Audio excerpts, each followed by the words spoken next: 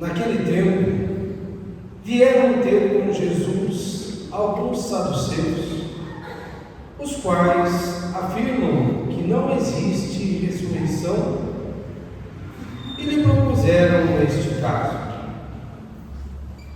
Mestre, Moisés deu-nos esta prescrição: se morrer o irmão de alguém e deixar a esposa sem filhos, o irmão desse homem deve casar-se com a viúva, a fim de garantir a descendência de seu irmão.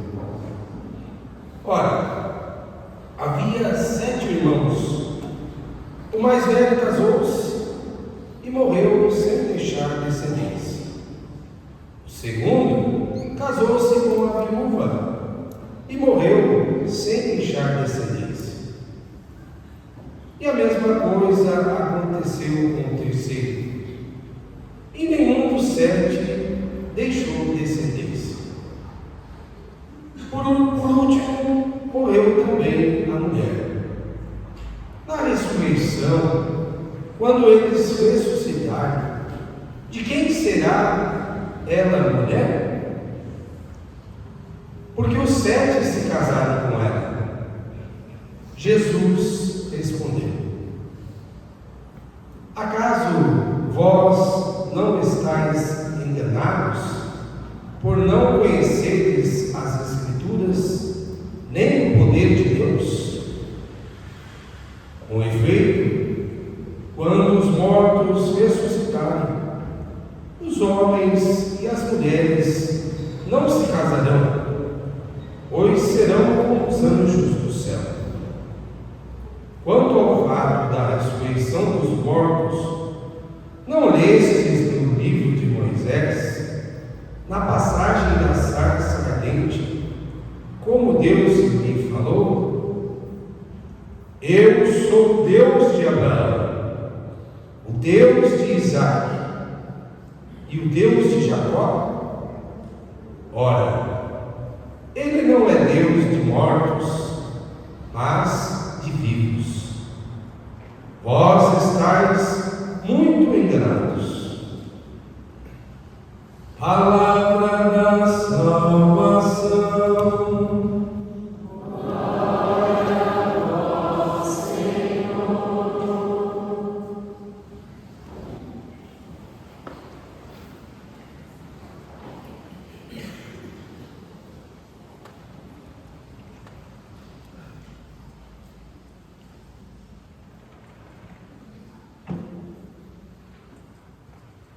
Caríssimos irmãos e irmãs, celebramos o terceiro dia do Tríduo de Corpus Christi. Amanhã, em comunhão com a Igreja, vamos celebrar a solenidade do corpo, sangue, alma e divindade de nosso Senhor. Durante esses dias, a cidade de Tapetininga está vivendo o Tríduo, portanto, em comunhão com as 13 paróquias da nossa cidade, estamos vivendo este período de preparação, tendo presente um tema central: Ele veio morar entre nós. E o lema: e o Verbo se fez carne e habitou entre nós. No primeiro dia, meditamos: Ele veio para nos encontrar. No segundo dia, Ele veio para ficar conosco. E neste terceiro dia, Ele veio para nos enviar.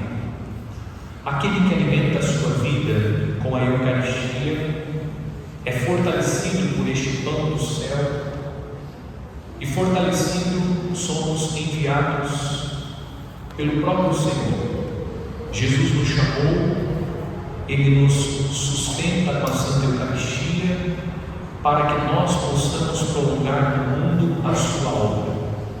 Assim como nós somos alcançados, cada vez que nós celebramos a Santa Missa, sobretudo pela obra salvífica de Cristo, Cristo Jesus deseja que através de nós a sua obra alcance aqueles que não estão conosco, aqueles que não se aproximam especialmente da mesa da palavra e da Eucaristia.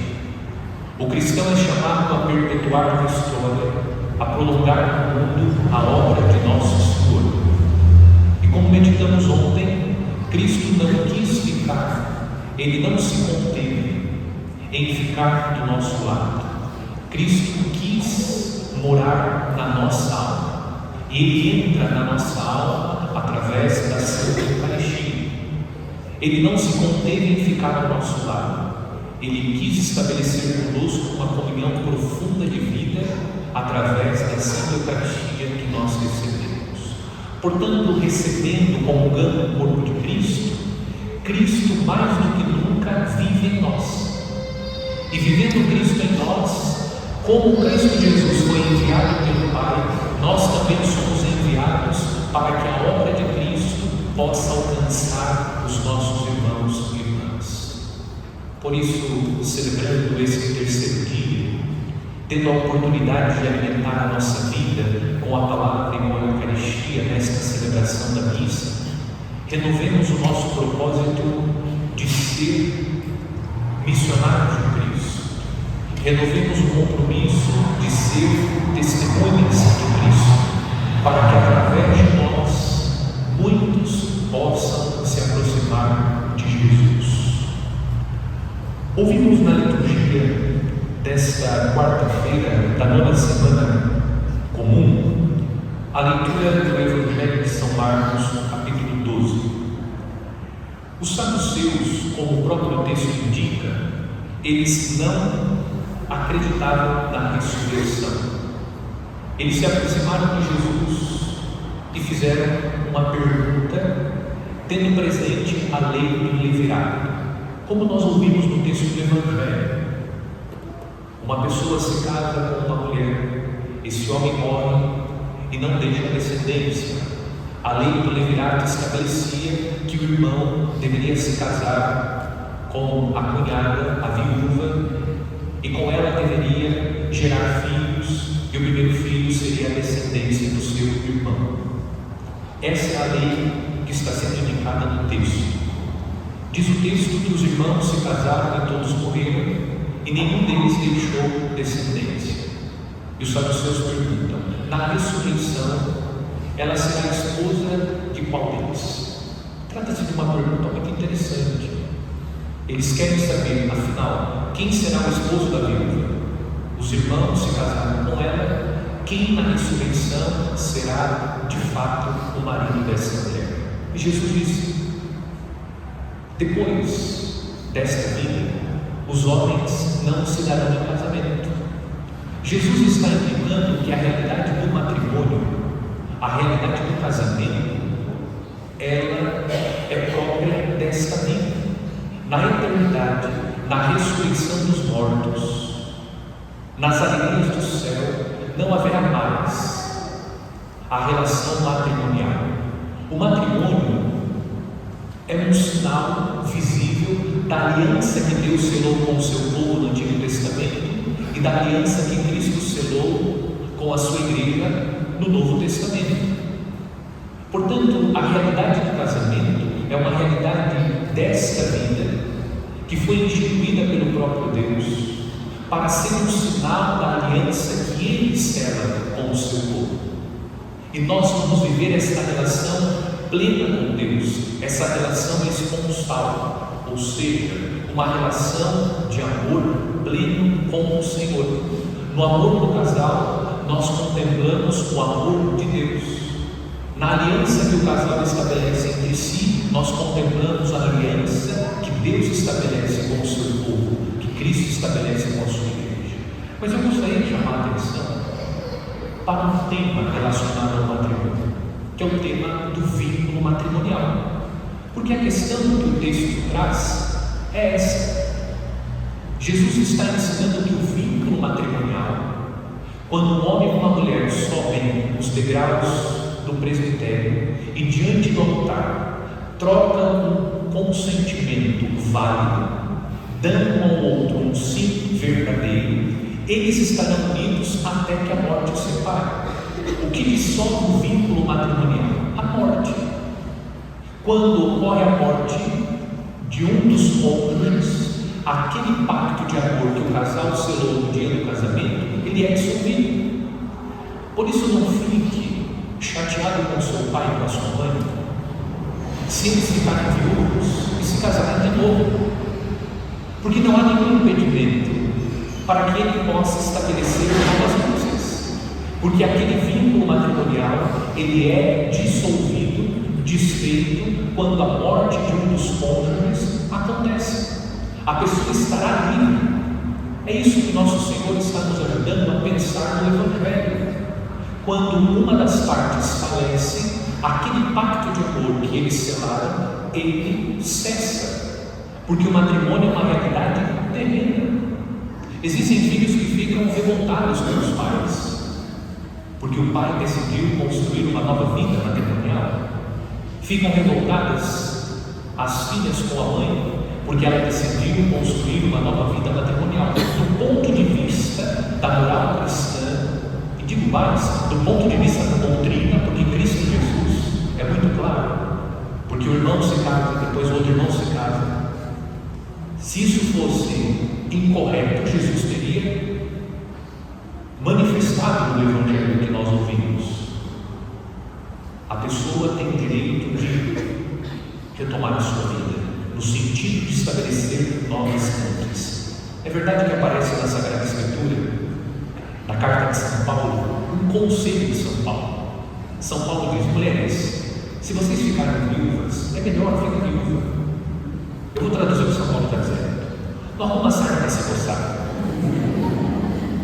Mas, se você quiser, você não perde. É importante esclarecer. Depois, também é importante entender que o vínculo matrimonial permanece, porque infelizmente acontece, e lamentamos profundamente, casamentos que fracassam. E quando o casamento que foi celebrado validamente fracassa, e já não é possível mais conviver ao lado daquele homem ou daquela mulher, o casal se separa. E a separação não dá o direito de começar novas núpcias, porque o vínculo permanece para sempre. Quando o matrimônio é celebrado validamente, é isso que impede as pessoas que celebraram validamente o casamento, quando elas se separam, de estabelecer novas núpcias, porque este vínculo ele perdura até que a morte o separe. É por esse motivo. Eu não vou entrar aqui no tema da nulidade matrimonial, mas rapidamente. A nulidade matrimonial é a declaração, mediante um processo que o Tribunal Eclesiástico realiza, que vai declarar que aquele casamento não aconteceu validamente. Não é dissolução de vínculo. Um casamento que é celebrado validamente, ele perdura até que a morte o separe, mesmo que o casal seja corporalmente separado. É isso que impede a pessoa de estabelecer um novo vínculo, porque Jesus está sendo claro no Evangelho que esse vínculo permanece até que a morte o separe. Quem se casou se recorda que no dia do casamento o ministro da igreja disse: até que a morte o separe, porque esse vínculo é um vínculo que permanece até que a morte o separe. Pode acontecer em alguns casos que a pessoa realmente, diante da situação crítica, a melhor saída seja a separação corporal. Existem situações graves que justificam uma separação corporal, mas não vamos confundir a separação corporal com a dissolução daquele vínculo que o casal estabeleceu. Se o casamento foi celebrado validamente, se não há nada que comprometa a validade daquele casamento, o vínculo, o pacto matrimonial permanece até que a morte os separe. Agora uma palavra para os jovens. Escolham bem. Pensem muito bem. Quem é a pessoa que você vai escolher para viver ao seu lado até que a morte os separe? É muito sério. O matrimônio é insolúvel. E o matrimônio é um consórcio. Consórcio no sentido que você vai compartilhar a mesma sorte. Muitas coisas vão acontecer ao longo da vida. Você precisa agir com muito cuidado, prudência e sabedoria para não escolher de maneira errada. É claro que nós não conseguimos prever todas as coisas, mas é necessário ter um bom senso, ter a sensatez. Às vezes, O jovem movido pela ilusão imagina que o casamento vai mudar o outro. O casamento não muda. A pessoa, ela carrega aquilo que ela é, com todas as suas dificuldades, limitações. É fato, nós podemos viver um processo de aperfeiçoamento, mas existem coisas em nós que nunca mais vão mudar. Faz parte da nossa personalidade. Portanto, jovens, escolham bem, com paciência, com prudência, para não cometer o erro de escolher a pessoa errada, ou de você ser a pessoa errada para aquela pessoa. É preciso escolher muito bem, fazer um processo de discernimento sério, antes de escolher um homem e uma mulher, que permanecerá ao seu lado até que a morte os separe. Quero agora dirigir uma palavra aos irmãos e irmãs que estão assumindo o ministério extraordinário da distribuição da Santa Comunhão. Uma palavra àqueles que estão renovando este compromisso, considerando o ciclo de 3 anos que nós vivemos em nossa comunidade paroquial, e aqueles que estão iniciando hoje, recebendo a provisão do ministério. Todos os anos eu ofereço 3 palavras, para que essas palavras motivem o ministério que vocês estão assumindo. E hoje não será diferente. 3 palavras. Palavras extraídas da segunda carta de São Paulo a Timóteo, o texto que nós ouvimos na primeira leitura. São Paulo está dirigindo a sua carta a Timóteo, que é bispo. São Paulo está exortando Timóteo. Timóteo foi um grande cooperador, um colaborador de Paulo na missão. E Paulo está exortando Timóteo, e Paulo dirige sobretudo 3 palavras. São essas palavras que eu quero dirigir agora a cada um e a todos vocês. A primeira palavra, São Paulo diz a Timóteo: reaviva a chama do dom de Deus que recebeste. Vocês receberam um dom de Deus. Vocês estão recebendo um presente de Deus. E durante o exercício do ministério, naturalmente, existem os momentos de cansaço. E nesses momentos nós passamos pela tentação de ser negligentes no exercício do nosso ministério. Não deixem de rezar pelo ministério de vocês. É importante pedir sempre a Deus que renove o nosso ministério. É necessário que coloquemos sempre no interior do cálice sobre a cadena o nosso ministério, para que o nosso ministério seja realmente um ministério fecundo. Não deixe de rezar pela fecundidade do seu ministério. Pode parecer um ministério que não tem um impacto tão grande na vida das pessoas, mas tem. Na simplicidade de levar o corpo de Cristo para os doentes, na singeleza de distribuir o corpo de nosso Senhor na Santa Missa, na celebração da palavra, Deus também alcança a vida das pessoas. Não deixem de rezar para que Deus possa reavivar sempre no coração de vocês esse amor, esse compromisso, o desejo de servir a Cristo com intensidade, com generosidade. Quando o cansaço existir, quando o desânimo assombrar, peça a Deus, peça ao Espírito Santo, para que Ele possa reavivar no seu coração essa chama, a chama do dom de Deus que hoje vocês estão recebendo, para que não falte a assistência de Deus, porque sem a assistência de Deus, o nosso ministério não é fecundo. Nós seremos apenas funcionários do sagrado. Vamos ser funcionários, nada além disso. E o pior, nem carteira assinada temos. Não teremos nem direito a fundo de garantia, muito menos seguro-desemprego, porque este ministério não é um emprego.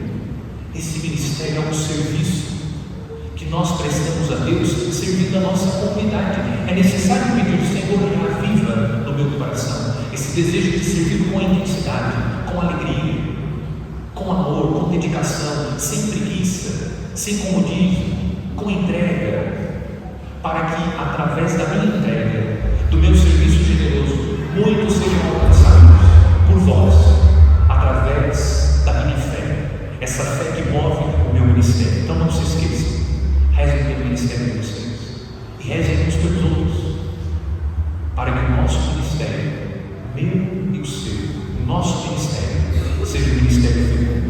Segundo a palavra de São Paulo a Timóteo, São Paulo disse: não te envergonhes do Evangelho de nosso Senhor. Não tenha medo, não tenha vergonha de testemunhar Jesus Cristo. Não tenha medo de dizer: eu sirvo o Senhor, eu coloco a minha vida a serviço de Deus. Não tenham vergonha de Cristo, porque vocês devem servir o corpo de Cristo na celebração. Vocês terão a obrigação de levar a Santa Comunhão para os doentes, aqueles que estão impedidos por outro motivo de estar conosco na comunidade para comungar o corpo de Cristo, mas também vocês terão a missão de levar o corpo de Cristo que vocês comungam no próprio corpo de vocês. Aquilo que nós meditamos há pouco na homilia. Cristo Eucarístico precisa ser encontrado no corpo de vocês. Isso é testemunhar o Evangelho de Cristo. Esse Cristo Eucarístico que vocês vão servir, que vocês vão distribuir, precisa ser encontrado no corpo de cada um de nós. Essa presença viva de Cristo também em nós. O que São Paulo disse: já não sou eu que vivo, mas é Cristo que vive em mim. O Cristo Eucarístico precisa ser encontrado em cada um de vocês, através da adoração ao Santíssimo, da reverência que cada um de nós devemos ter diante de Jesus Eucarístico. Ele precisa ser encontrado em nós. Não te envergonhes do Evangelho de nosso Senhor. Não tenha vergonha de levar esse Cristo Eucarístico que você comunga e que você distribui, através de você mesmo.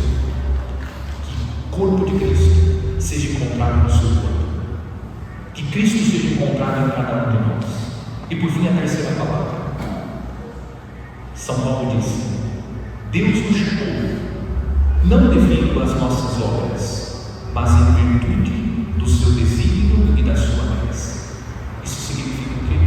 Que nós não temos méritos.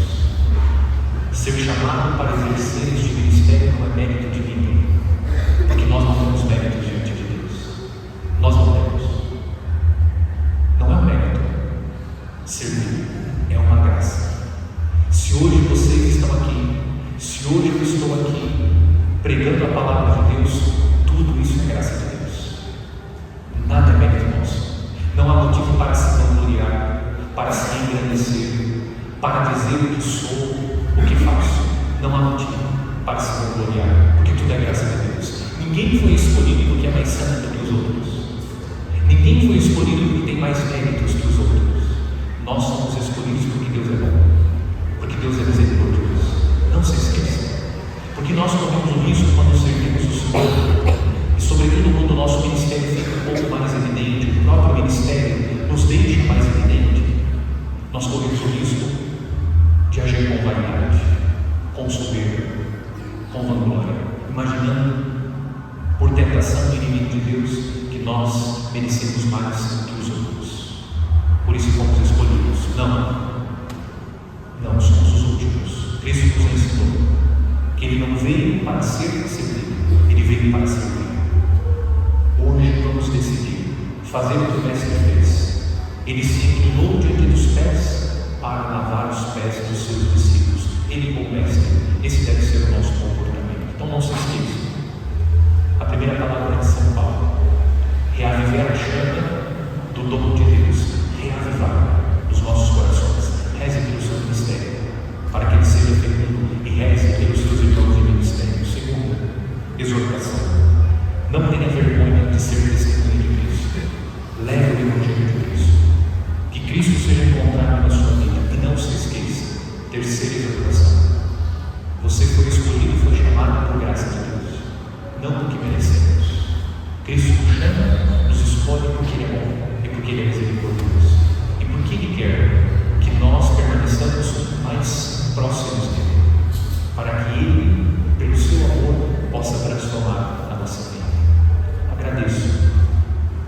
Agradeço de coração, sim, a resposta generosa e corajosa de cada um de vocês, aqueles que estão me levando, e vamos caminhar juntos para que o reino de Deus aconteça entre nós.